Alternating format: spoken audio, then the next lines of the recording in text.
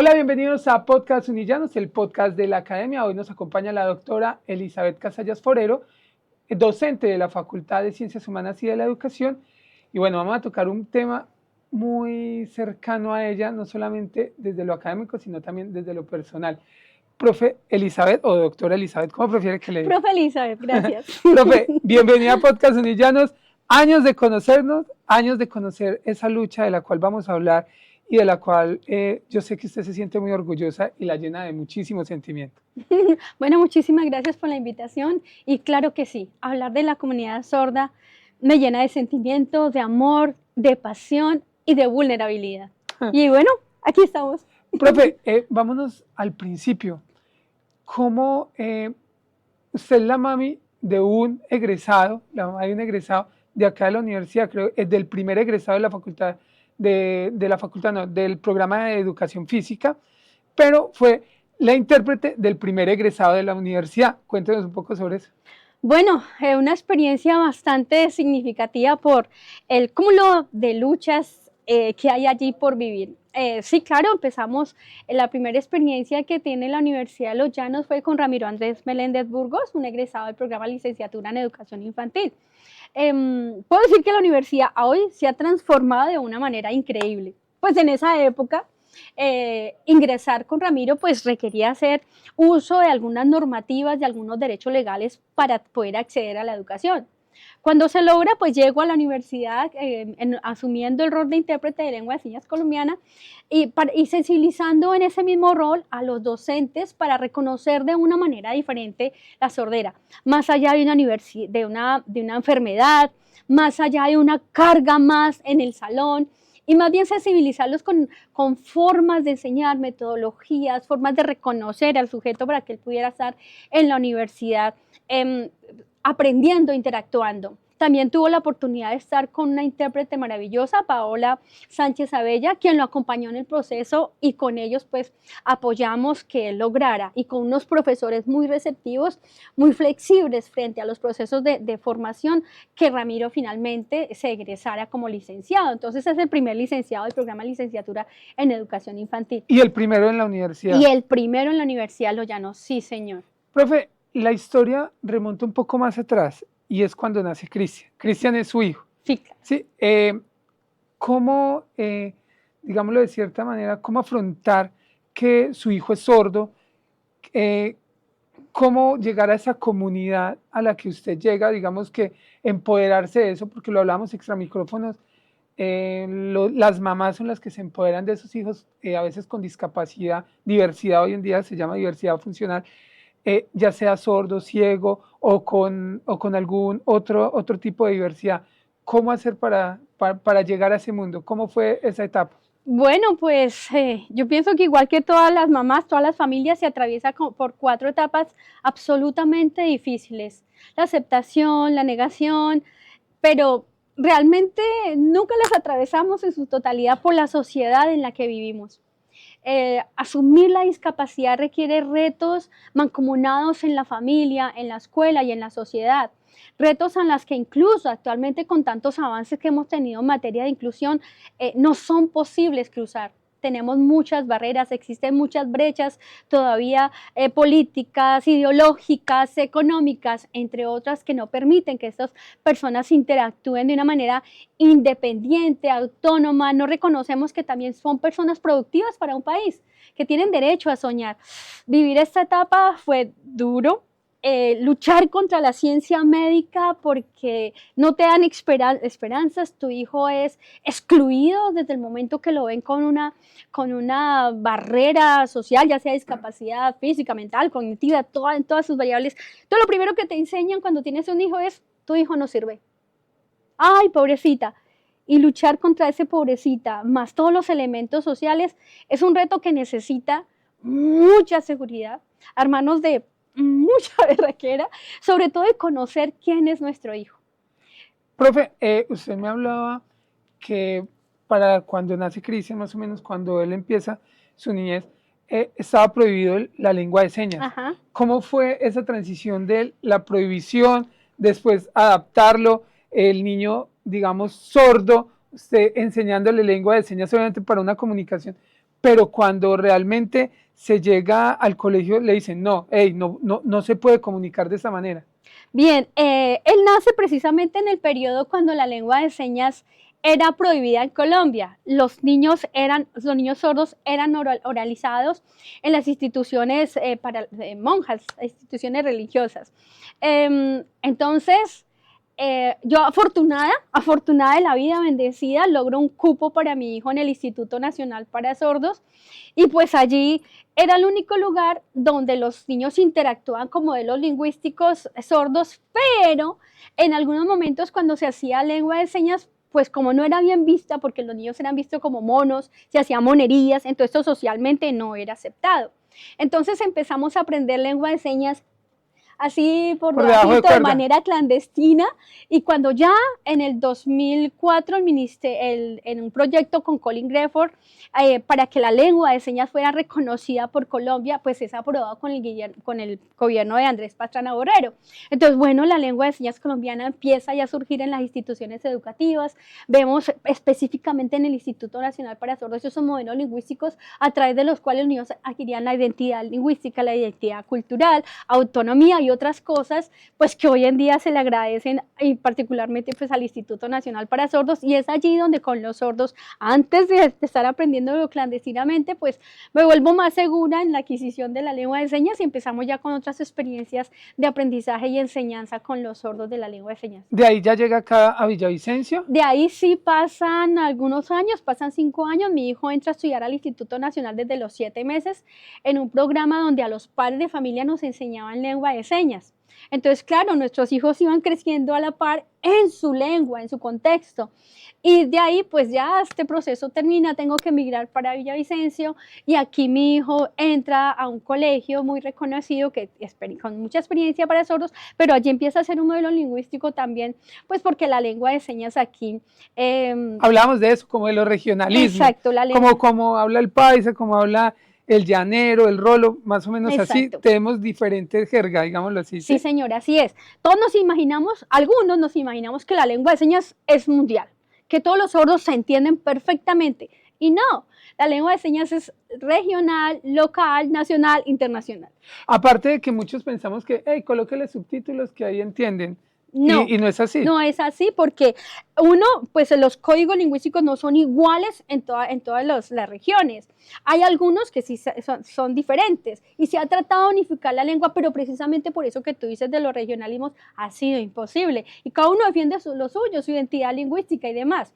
Pero olvidamos también que el español es la segunda lengua de las personas sordas, y que necesitan fortalecerse desde las edades iniciales en una segunda lengua, en una formación bilingüe bicultural, donde aprendan tanto el español como la lengua de señas. Y una preocupación ahí es el español signado, en lengua de señas. Hay una ruptura de la configuración lingüística de la lengua de señas. Entonces ahí hay una tarea de la población sorda para enseñar su lengua, pero con la configuración lingüística que es, porque hay una riqueza lingüística que ya es reconocida por Colombia. Es una riqueza cultural la lengua de señas, y aquí no podemos descuidarla. Claro que hay otra mirada.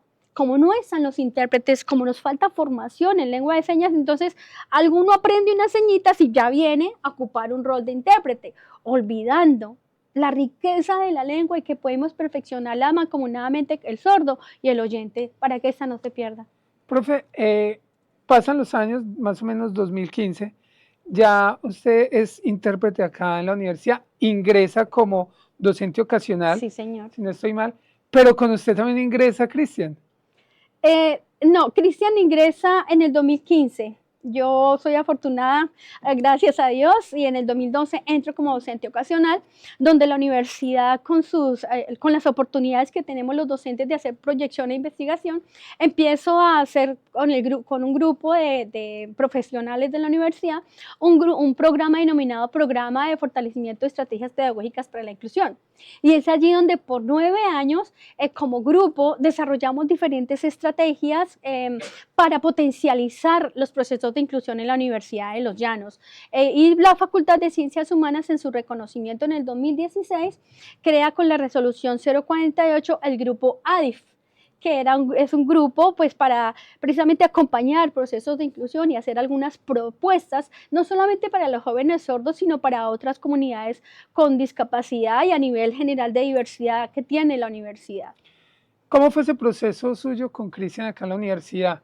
Bueno, yo Uf. sé que hubo lucha para que él ingresara, para que se abrieran los intérpretes, digamos que desde ahí como que se generalizó un poco más y se abrió ese espacio que hoy la universidad cuenta que es con una, digamos, una capacidad de intérpretes importantes a lo que fue hace unos 15, 20 años, pero ¿cómo fue ese proceso? ¿Cómo fue esa vida de él acá en la universidad? Y usted acompañándolo, porque igual usted también hace parte de la universidad. Bueno, en esa época pues agradecerle al doctor Domínguez que nos escuchó y como tú lo dices, pudimos promover la contratación de otros intérpretes, pero inicialmente no la había. Entonces mi rol era mamá, intérprete y profesora.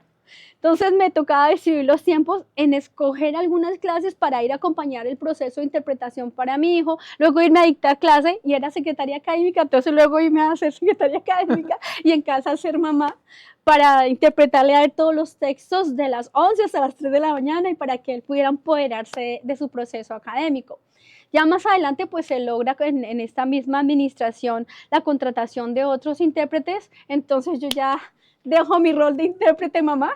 Ya solamente es mamá. Sí, ya soy solamente mamá y bueno, pero ya se logra empoderar a esos intérpretes del proceso, nos organizamos para poder cubrir diferentes espacios de la universidad y que a los otros sordos, como en el caso del programa de licenciatura en su momento de pedagogía infantil, pudieran compartir y ningún escenario quedara por fuera, para no vulnerar el derecho a la comunicación y a la información. Estábamos pendientes de garantizar ese proceso y que ellos pudieran actuar también de manera independiente en la universidad. También se dieron cursos de lengua de señas colombiana por ellos mismos, los chicos Deberían de sordos. volver a hacerlo. Creo que acá en comunicaciones hay más de uno que le gustaría aprender ese tipo de lengua. Sí, ahí es bien importante reconocer que, como lo decía en un momento, de los derechos lingüísticos y que la lengua de señas es reconocida como una riqueza cultural y lingüística para Colombia, que los sordos deben enseñar su lengua con el código que es, ¿cierto? Tener en cuenta que el sordo que enseñe su lengua es ser un sordo competente, porque algunos de ellos han sido muy tocados por el español y se ha perdido su propia identidad. Entonces es genial que podamos hacer una búsqueda de esos sordos competentes para fortalecer esos escenarios inclusivos desde la comunicación. Profe, hoy en día Cristian, ¿qué hace? ¿A qué se dedica? Ya contamos que fue el primer educador físico de la Universidad de Los Llanos con diversidad sordo. Cuéntenos hoy qué hace su hijo. Bueno, mi hijo trabaja en el Instituto Nacional para Sordos, es asesor pedagógico y realiza algunas experiencias frente a la enseñanza de la lengua de señas y estrategias a docentes y padres de familia, estudiantes, para que aprendan la lengua de señas y otro tipo de estrategias y metodologías para potencializar la enseñanza bilingüe y cultural y un aprendizaje en el aula desde la mirada del reconocimiento de las diferencias. Podemos decir de cierta manera que ha tenido un final feliz esa historia entre ustedes dos. Gloria a Dios.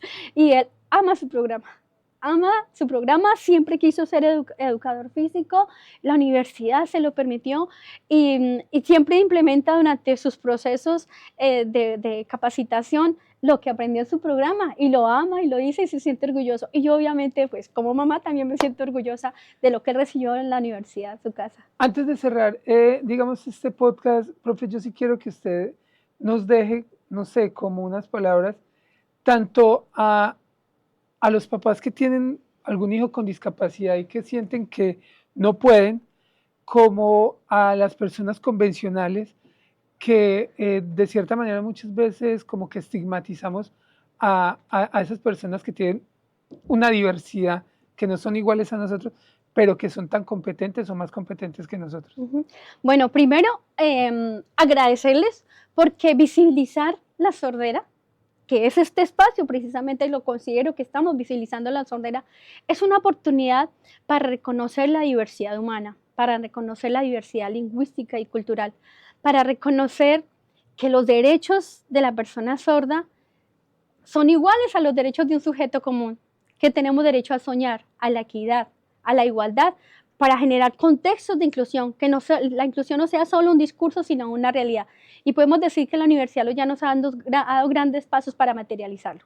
A las mamás con hijos en situación de discapacidad, valientes, levantemos la cara, aprendamos quién es nuestro hijo, investiguemos, consultemos las formas de potencializarlo. Es difícil, pero lo podemos hacer, porque tenemos algo que la sociedad no tiene y se llama amor, empoderamiento por nuestros hijos. Y sí se puede, a pesar de las barreras sociales, económicas, políticas, ideológicas y entre otras. Al sujeto común, valoremos las diferencias. Las diferencias es una riqueza social que nos fortalece como seres humanos, que reconozcamos que son personas tan iguales a nosotros con el derecho de soñar, de proponer para un país, que tienen muchas habilidades que pueden potencializar las empresas, los hogares, la educación. La inclusión, aunque no hay nada más excluyente que la inclusión sí es una realidad. En la medida que salimos de pasionalismos y empezamos a materializar el deseo de reconocer al otro y vivir en una sociedad más justa, que reconoce, porque juntos podemos construir una mejor sociedad, reconocernos, valorar y reconocer. La diversidad somos todos. Todos somos diversos, todos tenemos en algún momento alguna barrera que nos impide lograr nuestras metas, pero si indagamos, consultamos, preguntamos, olvidamos viejos esquemas, vamos a darnos cuenta que sí podemos, porque no estamos solos, podemos ser socialmente activos y apoyarnos para ser mejores. Profe Elizabeth Casellas, muchísimas gracias por acompañarnos, por abrirnos el corazón. Sentí que abrió el corazón, me conmovió mucho. Me alegra mucho que todavía haga parte de la universidad ese trabajo que usted ha hecho incansable. Yo sé que muchos lo reconocemos y sabemos de ese trabajo que usted ha hecho, no solamente por su hijo, sino por muchos sordos y por esta comunidad. Y espero que obviamente con ese amor siga trabajando por ellos. A todos nuestros seguidores de las redes sociales, esto es Podcast Unillámonos y nos vemos en una próxima oportunidad. Gracias.